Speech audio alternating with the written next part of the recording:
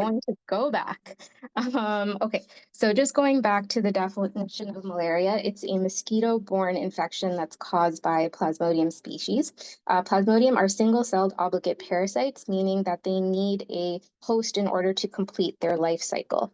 The transmission of malaria is conducted through infected female Anopheles mosquitoes, and I will talk about the life cycle in just a second.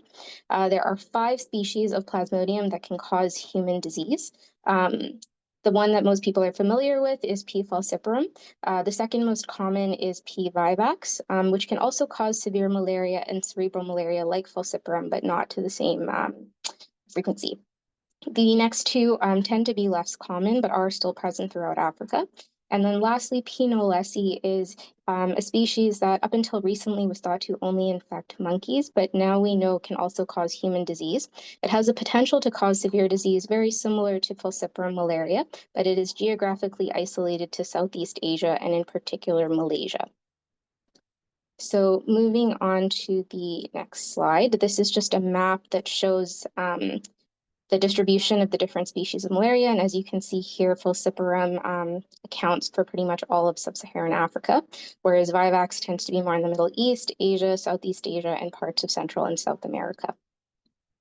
I thought it was important to talk about the global burden of malaria.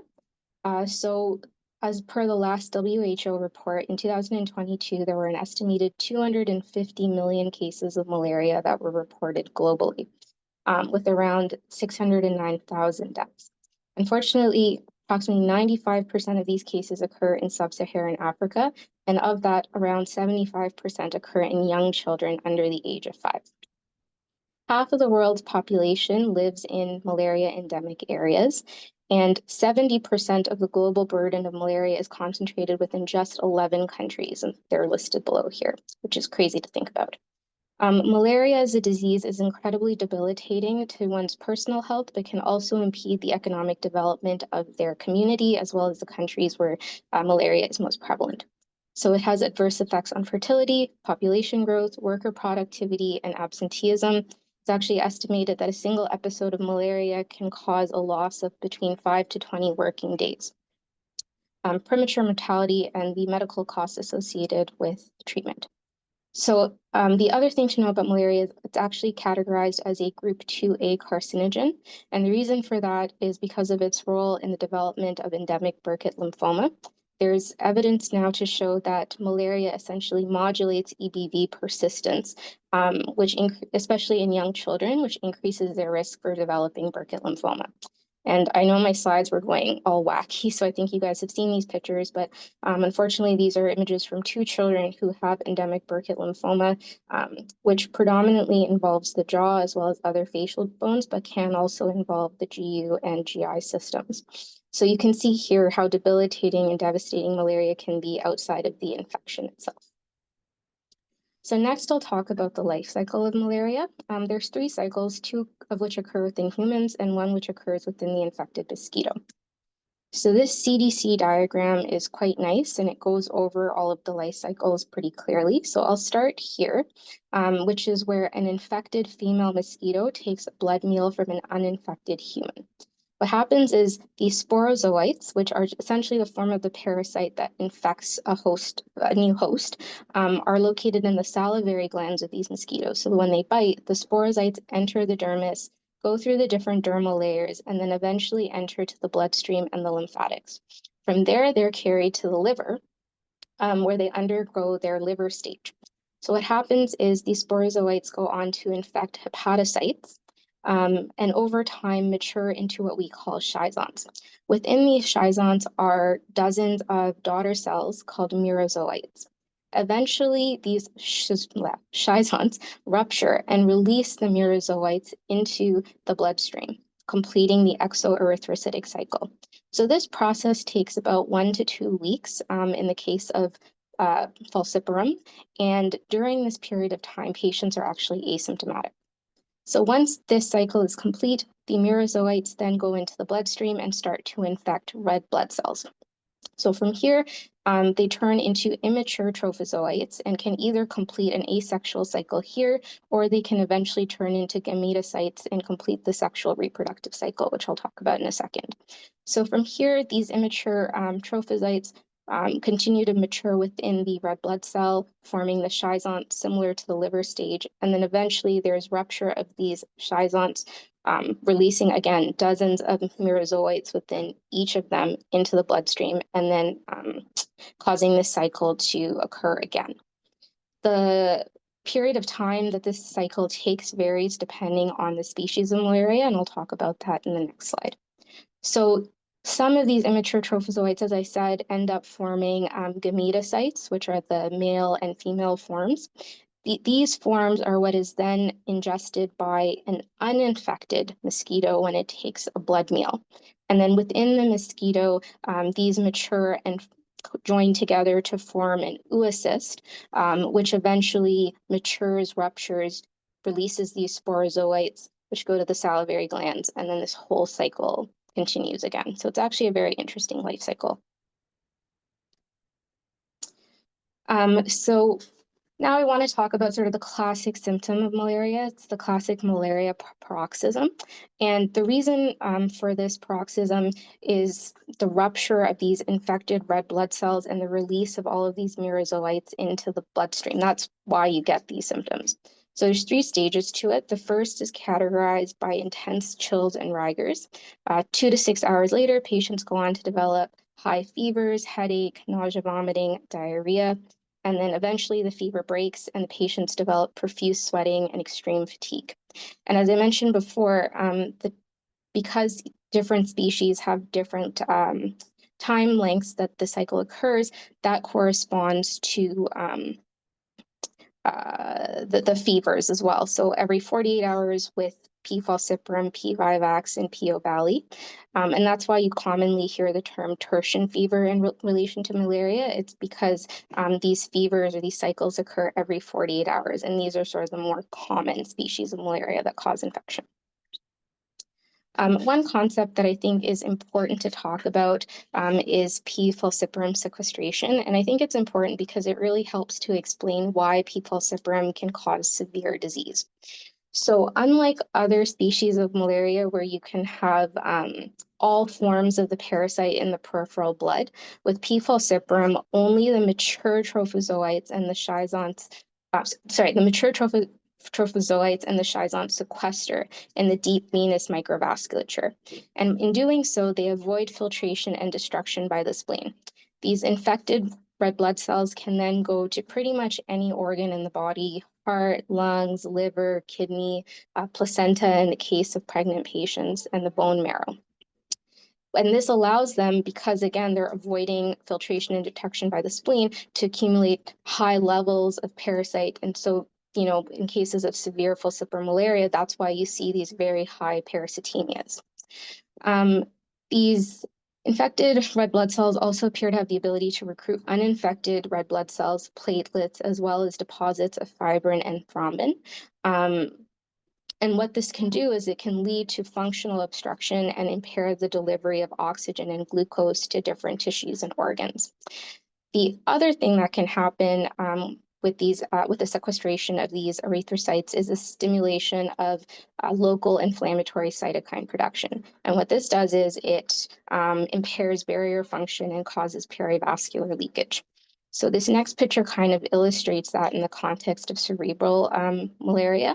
So you can see here you get the occlusion of the microvasculature from the sequestration, as well as the clumping with platelets and fibrin deposits. When you get decreased glucose and oxygen to the brain, that can lead to ischemia. And then as well, with the release of these inflammatory cytokines, you get endothelial damage, breakdown of the blood-brain barrier, which can lead to swelling, cerebral edema, and if left untreated, can progress to coma, herniation, and death. So next, I want to go into talking about a case. So this is a patient. He's 23 years old. He's previously healthy and Canadian born. He recently returned 1 week ago from a month-long volunteer trip to Nigeria. Mission to Nigeria. No previous travel outside of North America. Unfortunately, he did not take any malaria prophylaxis during his trip. And he presented to the ER with fevers, rigors, malaise, vomiting, and shortness of breath. And as you can see here on the right, here are his initial blood work. And I haven't made it very subtle, but patient has thrombocytopenia, leukocytosis, AKI, hepatitis, and acidosis. So, so what could this be? Fever in a returning traveler. You always have to think about malaria, malaria, malaria. And in this particular case, this patient has what we call severe malaria. So patient becomes progressively more lethargic in the emergency department with rapidly increasing oxygen needs and is ultimately intubated and transferred to the ICU. So here are the CAPMAT criteria for severe malaria. CAPMAT is the advisory board, the Canadian advisory board that creates these guidelines for the management of different tropical diseases, including malaria. So severe malaria is defined as symptomatic malaria with high parasitemia, which I've listed here and we'll talk about in a second, or if you have several of the clinical and laboratory manifestations of severe malaria. And I think knowing the pathophysiology of the sequestration process really helps to explain, why we get these clinical manifestations. So the ARDS and the circulatory collapse, as you can imagine, if you're getting sequestration and microocclusion and all of these different organs impairing oxygen and glucose delivery, you're going to get ischemia, and you're also going to get cytokine release causing leaky vessels, and this can also cause circulatory collapse as well. And I've listed out the laboratory findings here. So one point that I want to make here is that there are different cutoffs for parasitemia for patients who are considered immune or semi-immune, I should say, and patients who are non-immune. So for patients who are considered semi-immune, you actually do need quite a higher level of parasitemia to meet the criteria for severe. And I'll talk about that in a second. So what would the next step here be? So the next step is obviously now we think it's malaria, we have to test for it. So I just wanted to go over what exactly happens when you order a malaria panel on Epic. So there's testing that happens both within our hospital lab as well as at public health. So in our local lab, the first thing that they're going to do is they're going to do a rapid diagnostic test. And this test uses antibodies to attach to malaria-specific antigens and produces a color change. So it's a very simple test to do. And the ones that we use here can also help to identify if P. falciparum is present either by itself or as part of a mixed infection. And as you can see here, the sensitivity and specificity is pretty good. And then the next step that our lab will do is they'll do a thin smear. And I know it says speciation and parasitemia on my slide, but at our lab, they'll only comment on the parasitemia. And the reason for that is things like speciation, looking for co-infection and things like that, that's a very specialized skill, and really only someone with lots of experience with this should be reading those slides. So that's what public health will do. So for our lab technicians, really, they just want to give us an estimate of the parasitemia to help inform clinical decision-making. And then these tests will then, of course, obviously get repeated at PHL. So they'll give a parasitemia report of their own. And then in their report, they'll also include, the speciation, if there's co-infection, and then which stages of the parasite were found in the peripheral blood smear. So one thing to note is that smears are sometimes negative, especially in cases where parasitemia is low. And if you have a high enough clinical suspicion, you really should be repeating your smears every 12 to 24 hours for a couple times just to make sure you've ruled it out. So for this particular patient, his RDT does come back positive for P. falciparum, and his parasitemia is 6%.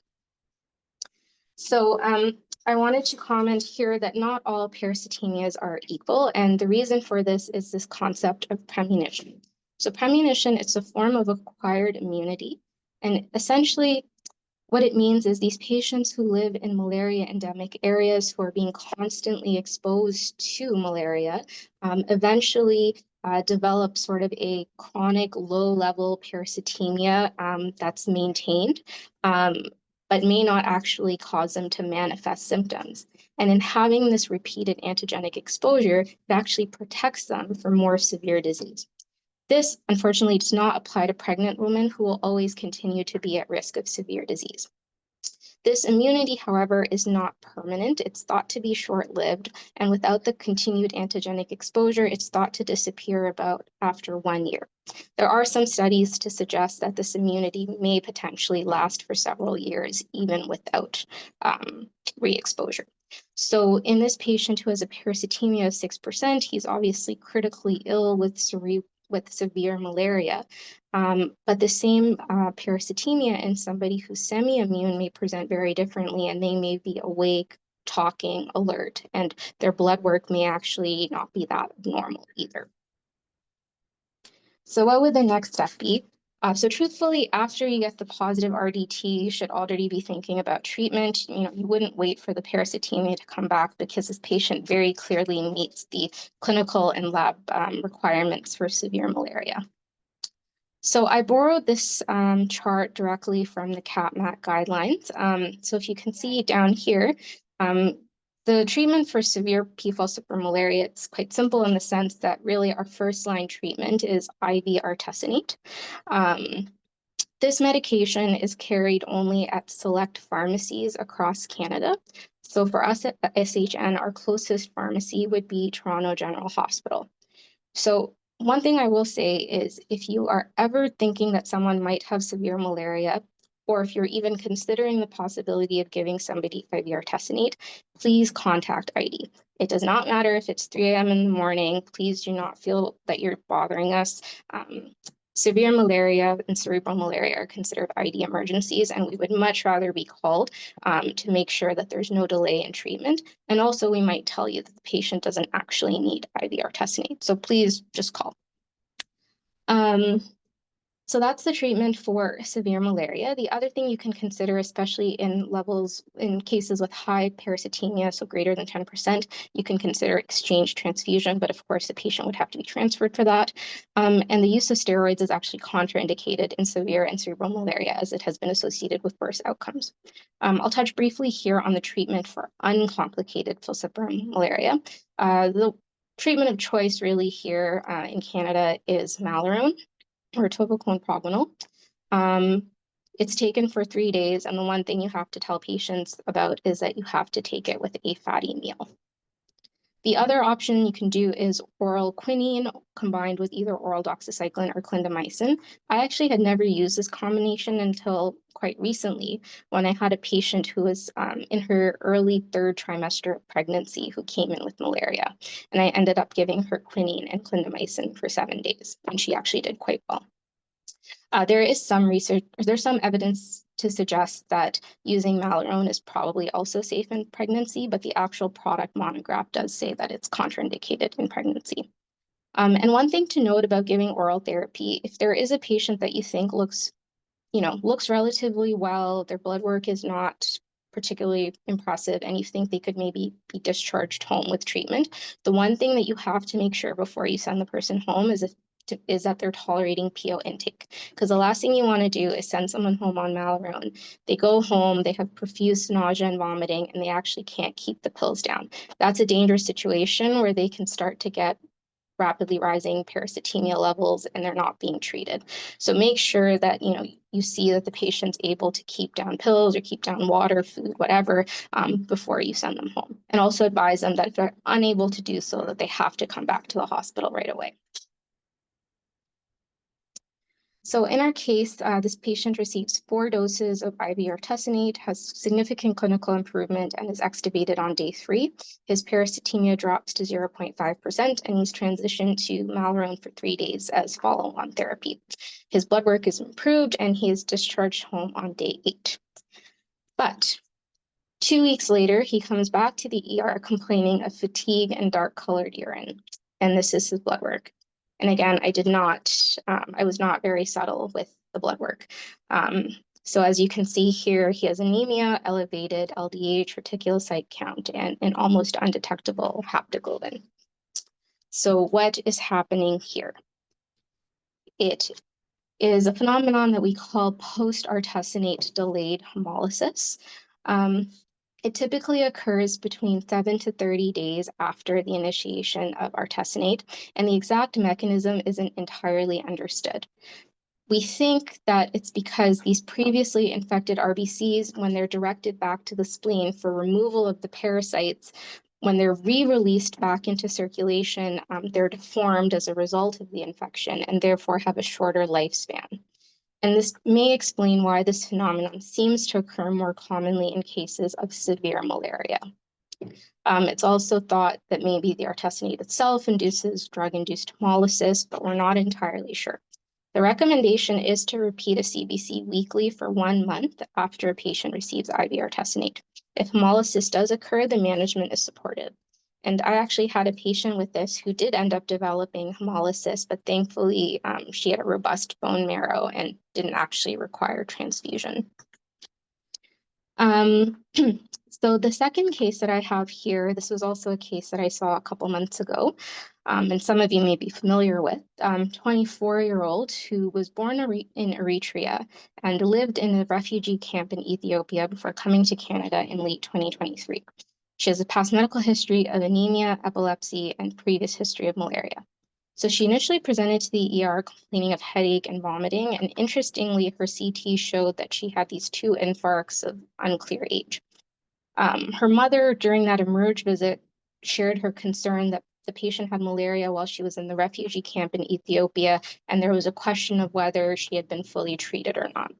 So the emerge physician did do a malaria panel that came back negative, and the blood work was largely unremarkable apart from some mild thrombocytopenia. So the patient was discharged and then referred to ID and neurology clinic. So I saw the patient a few weeks later. She was complaining of generalized malaise as well as some subjective fevers, but nothing that she had measured. And then also a bit of weight loss since coming to Canada. But her review of symptoms was otherwise fairly unremarkable. I, initially wasn't planning on doing blood work, but something about her case just seemed off. So I decided to do blood work. And as you can see here, she, was very surprising for me, but I noted she was actually quite pancytopenic, whereas she had actually had normal counts just a couple weeks prior. Creatinine was okay, her HCG was negative, and then her malaria panel, interestingly, the RDT came back as presumptive negative, but the smear did show that parasite was present, and there was a parasitemia of less than 0.1%. So I told her to go to the emergency department for management of this, workup of the pancytopenia, as well as of these strokes. So the official public health report came back, and she ended up having Plasmodium vivax. And the parasitemia actually did correspond to what our text here thought, which was less than 0.1%. And as I mentioned before, the PHL report will give you the different stages that were present in the peripheral blood. So Plasmodium vivax and ovale, they share an interesting characteristic, which is that they can exist in a dormant form called a hypnozoite, sort of hidden away within the liver. And this dormant form can take place over weeks to months to years. And if patients aren't appropriately treated for these particular species of malaria, like say they're treated just with Malarone as if this was falciparum or what have you, you can have these relapses infection. And in fact, some patients may have 6 relapses before they're actually fully treated for their vivax or ovale infection. So treatment for these forms involves treatment for the erythrocytic stage, but then you also have to give treatment to kill the hypnozoites in this dormant phase. So this patient was seen by ID in hospital and was treated with 3 days of Malarone followed by 2 weeks of primaquine. And primaquine is the agent that we use to take care of that liver stage that I was talking about. And of course, you have to do G6PD testing before you give primaquine. So patient actually improved, like her counts actually improved relatively quickly within a few days of treatment. The review of her remainder of her blood work was fairly unremarkable. She did have an elevated ANA, but this can, interestingly be seen in malaria. I saw her in clinic a month after discharge. She was feeling a lot better. And as you can see here, her counts had improved significantly and her malaria testing was negative. So, heading towards the end of my talk, just a couple of things that I want to mention. If anyone is considering going to countries where malaria is endemic, I highly encourage you to take prophylaxis, which I'll talk about in a second, but also to be mindful of physical and chemical barriers to help prevent getting malaria. So physical barriers, really common sense stuff, like making sure you're staying in places with bed nets, screens on doors and windows, and making sure that you're wearing appropriate clothing. So fully covered, loose fitting, and light colored, as mosquitoes are attracted to dark colored clothing. And then there's the chemical barriers, so things like topical insect repellent and then insecticide treated bed nets and clothing. In terms of malaria prophylaxis, really the most common drugs that we tend to use here are Malarone and doxycycline. Um, and the two things that I will say about this, so with doxycycline, if you're going to a travel clinic and you get malaria prophylaxis, if you're also taking oral bacterial vaccines for things like cholera or typhoid, you have to make sure that you're not taking the doxycycline at the same time because it will actually impair the effectiveness of those oral vaccines. So if you do end up taking the oral vaccines, make sure that you wait 3 days before starting the doxycycline. And then if you are exposed to P. vivax or a valley while traveling abroad, make sure that you take the primaquine in order to treat the liver stage. Okay. So lastly, or not lastly, the next step here that I wanted to mention is, in the last couple of years, we actually have had malaria vaccines go into widespread use or in the process of widespread use. There's currently 2 vaccines that are approved by the WHO. They're both recommended mainly for the use in children living in moderate to high malaria transmission areas. So this vaccine was the first one that was approved by the WHO in 2021. What I found interesting, though, was that this vaccine had actually been in development since the 1980s, and it's been shown to have roughly 56% efficacy against clinical malaria. And then this second vaccine was more recently approved in 2023, and it's been shown in trials to have approximately 75% efficacy. So looking towards the future, I think one thing that is scary to people working in global health as well as to ID physicians is the recent emergence of artemisinin partial resistance in Africa. So previously, this resistance was only seen in Southeast Asia, but in the last couple of years, there's been research showing that there's de novo mutations that have been identified in Rwanda, Uganda, Eritrea, and now more recently in Tanzania. So one of the things that really needs to be addressed is what's driving resistance. So it's things like incomplete drug adherence, inconsistent drug quality, which unfortunately is not unique to malaria. We see this with TB drugs as well, lack of timely diagnostic testing, and inadequate surveillance systems in Africa to try and capture this data.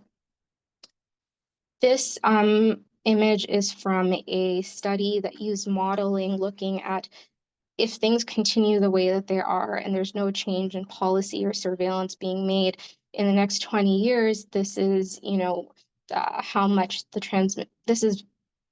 oh my gosh, this is what the areas of artemisinin-resistant malaria will look like. So you can see here, it starts off just right now in Uganda and Rwanda, but if things carry on the way that they are, we could soon start to see large parts of sub-Saharan Africa where we're dealing with this, which of course would have devastating consequences. And I just wanted to end off this talk with a quote by Paul Farmer, and I think it's a great quote. The idea that some lives matter less is the root of all that's wrong with the world, and I think this is particularly relevant to malaria because,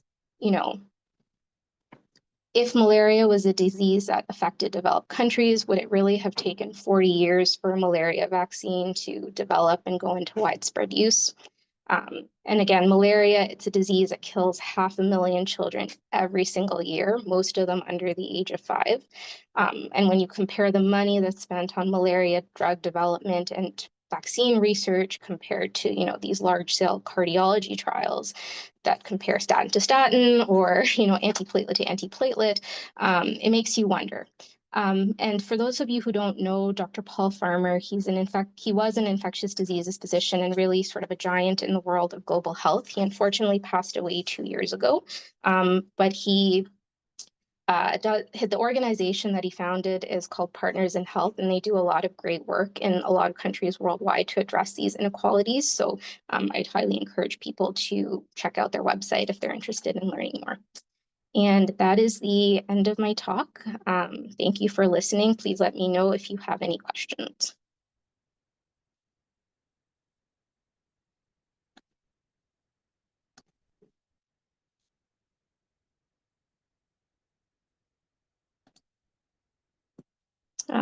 See, there's something here. So, do you test for malaria post-treatment? How long would I have to wait to retest? That's a good question. It's a bit variable. In general, I tend to be more cautious and I will retest even if the parasitemia when they leave hospital is like 0.1. I personally do like to see them in clinic a couple days later and repeat the testing just to make sure that it's gone down to 0 and that they're doing well. Usually, I'll wait a couple days to test, especially if they're clinically feeling very well. But in certain patients, if you're worried about them enough to the point that you think they need more regular testing, sometimes it's better just to admit them to make sure that that parasitemia goes down before they get discharged. What is the cost of malaria therapy? That's a great question. I don't unfortunately know off the top of my head what the costs are for certain therapies.